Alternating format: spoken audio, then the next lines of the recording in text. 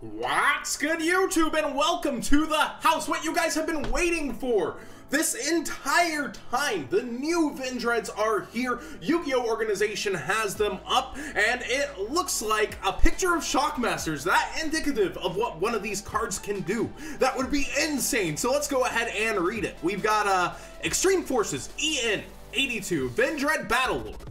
A level 7 dark zombie type ritual monster, attack 2700, defense 0. You can ritual summon this card with any Vendread ritual spell. So it's able to use all of the ones that we're gonna have out. Maybe there will be another one. You can banish one Vendread card from your graveyard and declare one type of card, monster, spell, or trap. For the rest of this turn, your opponent cannot activate cards or effects of that type. That's actually pretty insane.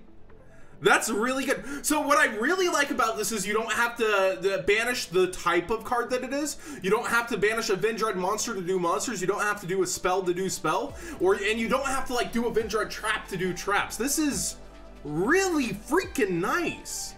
I'm gonna read this to make sure I'm digesting this right. You can banish one Vendread card from your graveyard and declare one type of card. For the rest of this turn, your opponent cannot activate cards or effects of that type. That's freaking good. But there's more. But wait, there's more. If this ritual summon card is sent to the graveyard, you can add one ritual monster from your deck to your hand, and if you do, send one Vendread monster from your deck to your graveyard. So you get a future resource from your graveyard, because a lot of those monsters can bring themselves back in a sense. And you get a plus, well, not a plus one, but a replacement on itself for that ritual monster. It doesn't restrict itself from grabbing itself either. So you can grab another one of himself. You can only use each effect of Vendread Battle Lord once per turn. So hard once per turn on both effects. I was about to say, hey, maybe if you got multiple of these out, you're really in control, but such is not the case. But Battle Lord, definitely a great release for the Vendreads. This is a huge win for them. This level 7, 2700 beefy dude, he's out there, and I guess going towards like negation / control for the deck isn't the worst move. Like, he doesn't have to protect himself. He'll have a lingering effect once he's already gone, very similar to VFD, aka True King of All Calamities. You'll have this effect really last for you, so he's gonna do his job and make sure you get to your next turn, and then all of your cards are gonna allow you for graveyard resources. Let's get into the new cards and then kind of discuss these. Vendread Core, a level 1 dark zombie type effect. I wish they just added tuner to this. I almost said tuner. I wish they just added tuner to some of these. Attack 0, defense 500. If this card is in your graveyard, you can banish one other zombie type monster from your graveyard and special summon this card, but banish it when it leaves the field. A Vendread monster ritual summoned using this card on the field gains the following effect. You can only use each of the preceding effects of Vendread Core once per turn. Your opponent cannot target this card with card effects. So non-targeting ability. That's not the biggest. I think destruction would have been bigger.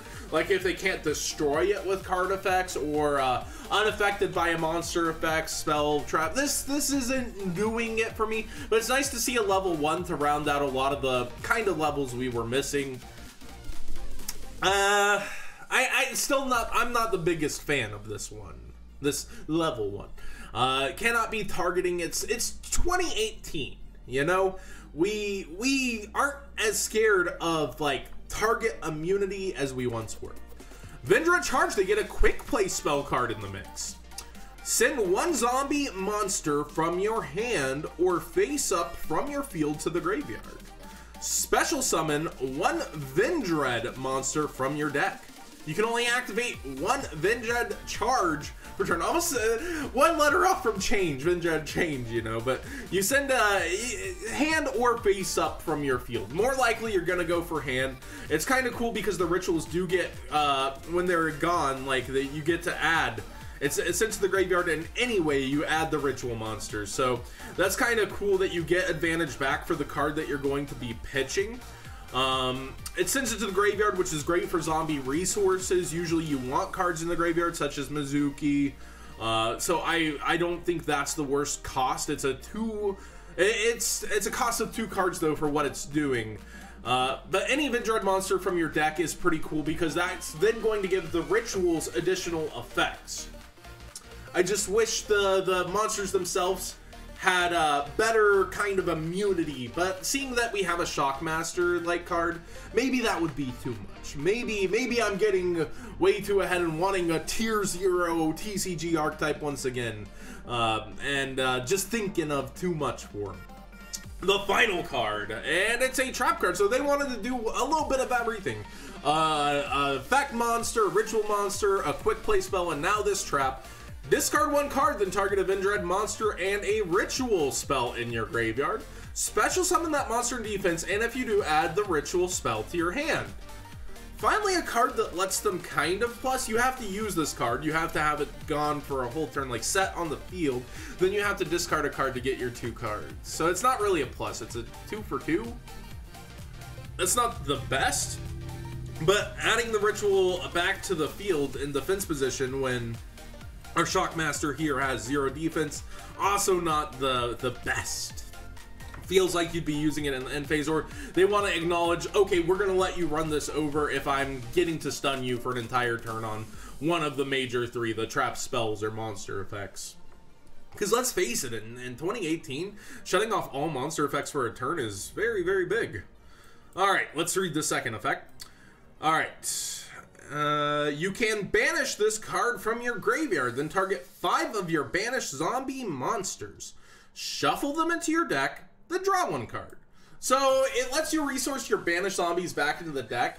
I feel like there's a card, Burial from a Different Dimension, that just kind of resources your banished zombies better than this card, because you want your Mizukis back.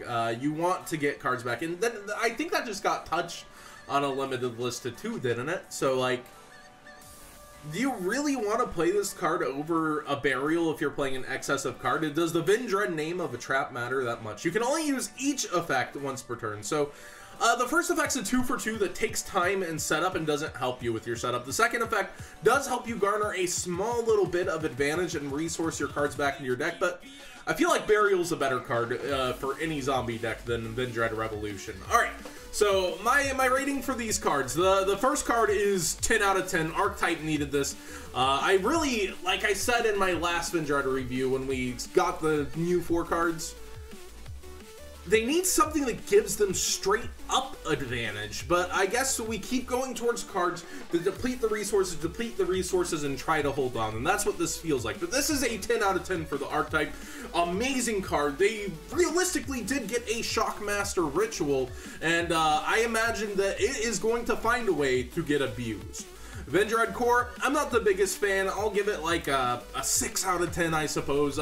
Maybe I'm not seeing the uses for it as strongly as you guys might. Let me know in the comment section down below if, as a Vendread player, you would be using Vendread Core, if you would be actually bothering to use it. I personally don't see that I would be using it. We have Vendread Charge, a quick play spell card. Send 1 zombie monster from your hand or face up from your field to the graveyard to special summon a Vendread monster from the deck. This is as strong as the monsters that give effects to the rituals, and it's a -1 that specifically needs a zombie monster from your hand, so it's really rough. So I still don't like, I don't see myself playing this card, I suppose I should say. You're minusing for setup into a ritual monster turn 1. If there were more ways for this deck to garner advantage, I could see it. Like, if there were free cards to pitch here, like, I could see it. But this is just rough. Because let's say you open 5 cards, right? And you activate this quick play spell card. And you special summon the card, and you send even a Mizuki, something you want in the graveyard, to the graveyard. That leaves you with a ritual spell, a ritual monster, and a card in hand. That's rough, right?